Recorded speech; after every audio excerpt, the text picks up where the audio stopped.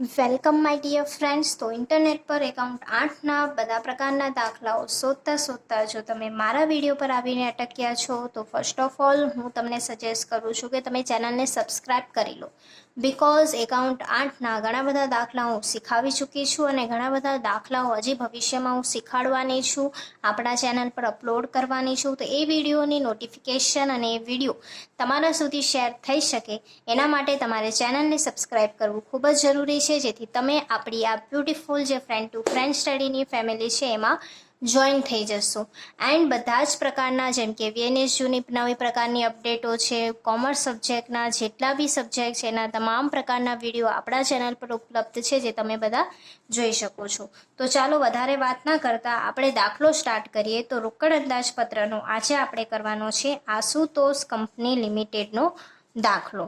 હવે આની પહેલાં મેં તમારી સાથે એક ગાર્ડન ની એક ઉદાહરણ છે, એક્ઝામ્પલ 4, જે મેં તમને શીખવાડ્યો છે. ગાર્ડન લિમિટેડ કરીને છે, ગોડાઉન લિમિટેડ કે ગાર્ડન લિમિટેડ. ઓકે, તમે એ ચેકઆઉટ કરી લેજો. એ દાખલાની અંદર મેં તમને પ્રોપરલી આખું શીખવાડી દીધું છે કે સ્ટેપ બાય સ્ટેપ તમારે કઈ રીતે ફોલો કરવાનું છે, કઈ રીતે લખવાનું છે.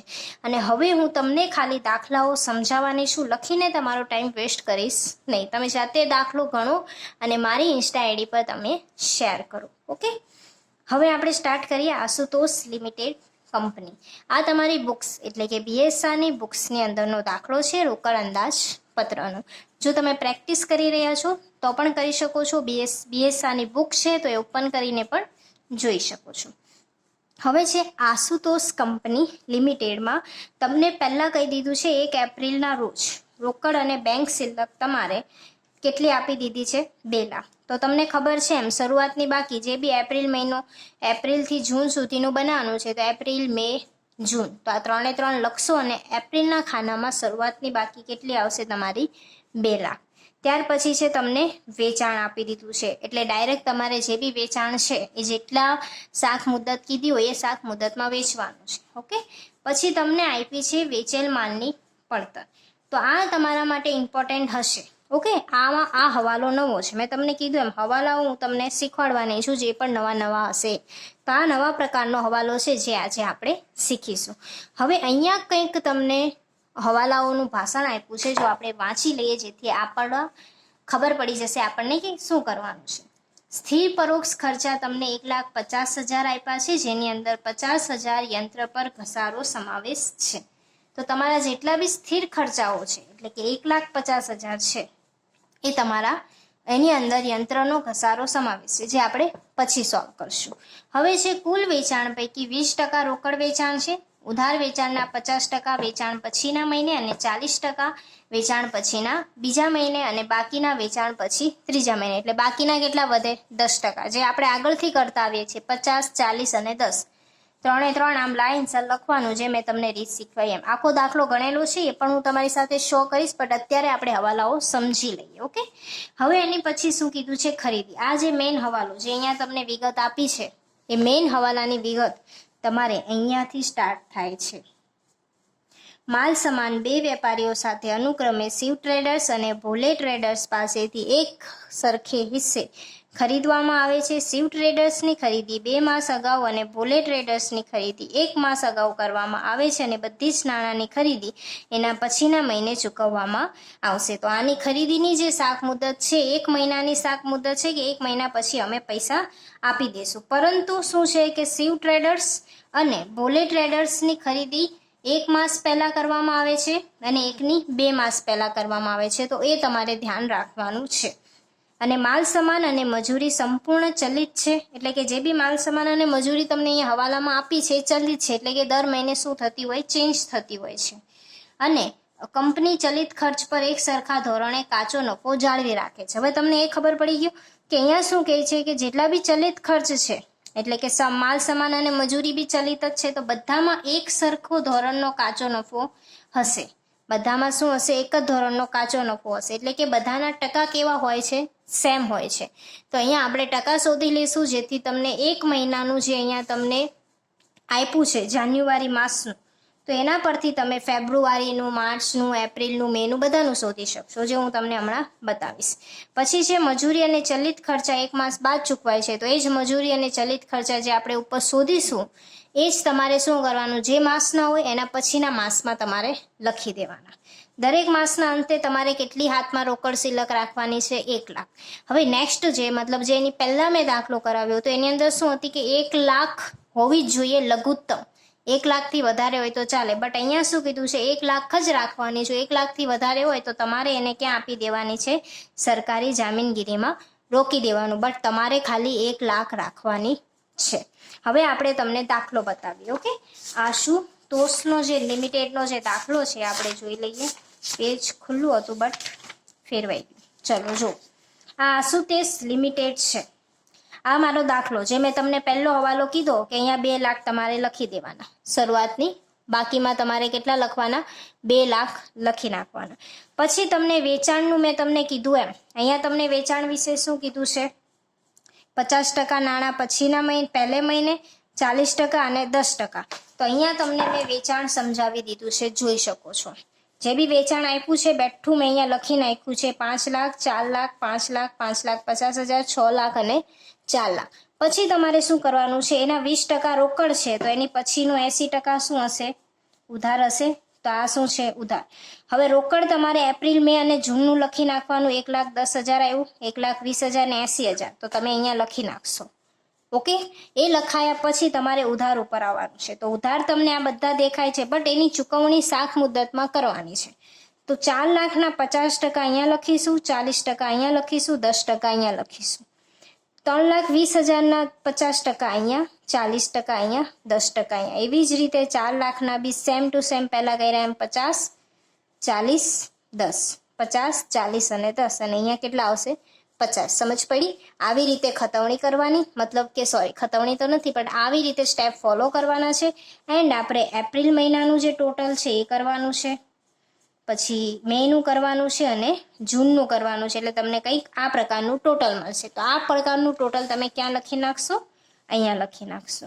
તો અહીંયા બીજી કોઈ વસ્તુ આવતી નથી. મેં તમને પહેલા દાખલામાં પણ કીધું હતું કે રોકડ અને ઉધાર વેચાણ જે પૈસા તમારા આવે છે, જો તમે કોઈ યંત્ર વેચતા હો તો અહીંયા આવી શકે, બટ એવો કોઈ હવાલો અહીંયા નથી, વેચવાનો હવાલો નથી. તો તમે આટલી વસ્તુઓ લખીને પહેલાનું ટોટલ કરીને લખી શકો છો. આ બીજાનું ટોટલ તો પછી થશે, તમને ખબર જ છે. પહેલાનું ટોટલ કરીને આપણે અહીંયા લખી દીધું. હવે આવીએ નીચે જાવક પર. તો જાવક પર સૌપ્રથમ આપણે જે ખરીદ્યું છે એ ખરીદીની ચૂકવણી કરવાની છે. તો આપણે ખરીદી શોધવી પડશે. ખરીદી તમને આપી નથી તો તમે ખરીદી કઈ રીતે શોધી શકો છો? વેચાણ પરથી. તો હવે વેચાણ પરથી કઈ રીતે ખરીદી શોધવાની એ તમને હું કહી દઉં. તો ખરીદી કઈ રીતે મળે? માલ સામાન શું કહેવાય? એક પ્રકારની ખરીદી જ કહેવાય ને. તમને બધાને જ ખબર છે માલ સામાન શું છે? એક પ્રકારની ખરીદી છે. અને મજૂરી અને ચલિત પરોક્ષ ખર્ચા શું છે? એક પ્રકારના ખર્ચા છે. તો આ બધાને આપણે ટકા શોધી શકીએ. કેમ કે કાચા નફાનો દર શું છે? સરખો છે. હવે જો જાન્યુઆરીમાં માલ સામાન 2 લાખના છે, ઓકે, અને જાન્યુઆરીનું વેચાણ કેટલું છે? 5 લાખનું. તો વેચાણ તમે ધારી લો 100% છે. કેટલું ટકા છે? 100%. તો 100% એ તમને 5 લાખ કીધા છે, ઓકે. 100% એ તમને 5 લાખ કીધા છે. તો 2 લાખે કેટલા ટકા? તો કેટલા ટકા આવી જશે? 20%. મેં અહીંયા કર્યા, સોરી 40%. હવે જો અહીંયા તમને દેખાય મેં અહીંયા કર્યું છે. માલ સામાન તમારી પાસે 2 લાખ છે, ઓકે. તો 2 લાખે કેટલા ટકા તમને નથી ખબર, પરંતુ 5 લાખના કેટલા છે? 100%. તો 5 લાખે 100, તો 2 લાખે કેટલા? 40%. કોના 40% છે? વેચાણના. તો વેચાણના 40% શું હશે? આપણી ખરીદી હશે. આટલું તમારે અહીંયા યાદ રાખવાનું. પછી આવી જાઓ નીચે મજૂરી. 1 લાખ, 5 લાખ. હવે 5 લાખે 100% છે તો 1 લાખ મજૂરી કેટલા ટકા હશે? કોના? વેચાણના 1 લાખ કેટલા ટકા છે? તો 5 લાખના 20% કરશો તો તમને આ શું મળી જશે? મજૂરી. કોના? વેચાણના 20%. એવી જ રીતે ચલિત પરોક્ષ ખર્ચા 5 લાખ શું છે? 100% છે. તો 100% એ 5 લાખ હોય તો 1 લાખે કેટલા ટકા હશે? તો 20%. શું છે? આપી ખર્ચા છે. કોના ખર્ચા? વેચાણના 20%. ઓકે, એ યાદ રાખવાનું છે કે કોના ટકા છે. એવી જ રીતે અહીંયા તમને આપી દીધું છે 1 લાખનું ફરીથી આવ્યું તો એ પણ શું હશે? તમારું 20. પરંતુ આ શું છે? તમારો નફો છે. રાઈટ. આ તમારો શું છે? નફો છે. તો અહીંયા મેં તમને બતાવી દીધું છે. જો માલ સામાન ખરીદીને કેટલા છે? 40% છે. માલ સામાન એટલે શું કહેવાય? ખરીદી. તો કેટલા ટકા છે? 40%. તો તમે 5 લાખના જાન્યુઆરીમાં વેચાણ તમને આપ્યું છે 5 લાખનું. ઉપર મેં અહીંયા લખ્યું છે 5 લાખ. તો 5 લાખના તમે 40% કરશો તો તમને 2 લાખ જવાબ મળશે. એવી જ રીતે ફેબ્રુઆરીમાં 4 લાખ વેચાણ છે તો એના તમે 40% કરશો તો 1,60,000 મળશે. એવી જ રીતે માર્ચમાં 5 લાખ વેચાણ છે એના 40% કરશો તો 2 લાખ રૂપિયા મળશે. એવી જ રીતે બધાના શું કરી દેવાના? 40% કરવાના વેચાણના. એવી જ રીતે હવે તમને શું મળી ગઈ? ખરીદી મળી ગઈ. ખરીદીનો હવાલો સોલ્વ કરીએ તો ખરીદીમાં તમને બીજું શું કીધું છે એ જુઓ. માલ સામાન 2 વેપારીઓ પાસેથી અનુક્રમે શિવ ટ્રેડર્સ અને ભોલે ટ્રેડર્સ પાસે સરખે હિસ્સે ખરીદાય છે. એટલે કે આ જેટલા બી છે શું છે? 2 લાખના સરખા હિસ્સા કરી દો. 1 લાખ 1,80,000 થઈ જશે. આનું બી 1 લાખ, આના 2,10,000 છે તો 1,10,000 1,10,000 એવી રીતે શું કરી દેવાના? 2 ભાગ પાડી દેવાના. કેમ કે સરખે હિસ્સે તમે બંને પાસેથી ખરીદી કરો છો. પછી તમને શું કીધું છે કે શિવ ટ્રેડર્સ અને ભોલે ટ્રેડર્સ પાસે સરખે હિસ્સે ખરીદી કરે છે તેમજ શિવ ટ્રેડર્સની ખરીદી 2 માસ અગાઉ થાય છે. એટલે કે તમે આ જે બી ખરીદી કરો છો 1 લાખ રૂપિયાની જાન્યુઆરીમાં તમને 1 લાખની ખરીદી કરી તો એ તમે કયા મહિના માટે કરી છે? માર્ચ માટે કરી છે. સમજ્યા? કેમ કે 2 મહિના અગાઉ તમે કરો છો.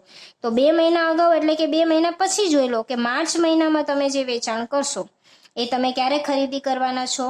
જાન્યુઆરીમાં. ઓકે. તો આ જાન્યુઆરીની જે ખરીદી છે કોના માટે છે? માર્ચ માસ માટે છે. એવી જ રીતે તમને શું કહી દીધું છે કે ભોલે ટ્રેડર્સ માટે ખાલી 1 અગાઉ માસ તમારે ખરીદી કરવાની છે. આ બધી જ ખરીદીના નાણાં ખરીદી પછીના મહિને ચૂકવવામાં આવે છે. તો અહીંયા તમને ગોળ મટોળ ફેરવે છે પણ સ્ટેપ બાય સ્ટેપ ચાલીએ ને એકદમ ઇઝી થઈ જશે. કેવી રીતે? જો સ્ટેપ બાય સ્ટેપ તમારે ચાલવાનું. હવે શું કરવાનું? પહેલા તો તમારે લખી નાખવાની. સરખે હિસ્સે પાડી નાખી. હવે શું કરશું? 2 માસ અગાઉ લખી નાખશું. ઓકે. કે જે મહિનાની ખરીદી તમે કરી છે પરંતુ એ તમે ચૂકવશો ક્યારે? તમારે એ ફોકસ કરવાનું હોય છે. તો તમે સરખે હિસ્સે તો કરી નાખ્યું 2 માસ અગાઉ અને આનું 1 માસ અગાઉ તમે ખરીદી કરો છો. તો જાન્યુઆરીમાં તમારી જે ખરીદી આવી છે 2 લાખ એ તમે ક્યારે ખરીદી કરી હશે? ક્યારે ખરીદી કરી હશે? ડિસેમ્બરમાં નહીં અને નવેમ્બરમાં કરી હશે. એવી જ રીતે માર્ચ માસની જે ખરીદી છે એ તમે ક્યારે કરી હશે? જાન્યુઆરીમાં. સમજ પડે છે? આ માર્ચ માસની ખરીદી તમે 2 મહિના અગાઉ કરી કે માર્ચ માસમાં તમે જે બી ખરીદી કરો છો એ તમે જાન્યુઆરીમાં ખરીદી કરી નાખી છે. મે માસની તમે અહીંયા કરી નાખી છે. આની તમે અહીંયા અને આની અહીંયા. હવે આ પ્રકાર થઈ ગયો. સરખો હિસ્સો કરી નાખો. પહેલા 40% એ શોધી નાખી ખરીદી. ત્યાર પછી તમે સરખા હિસ્સાએ વેચી નાખ્યા. હવે શિવ ટ્રેડર્સ અને ભોલે ટ્રેડર્સ બંને વચ્ચે પડે છે. તો પહેલાનું શું કીધું છે કે 1 માસ 2 માસ અગાઉ ખરીદી કરે છે. તો માર્ચ મહિનાની ખરીદી તમે ક્યારે કરી હશે? 1 લાખ રૂપિયો જાન્યુઆરીમાં ખરીદી કરી હશે ને માર્ચ માસ માટે.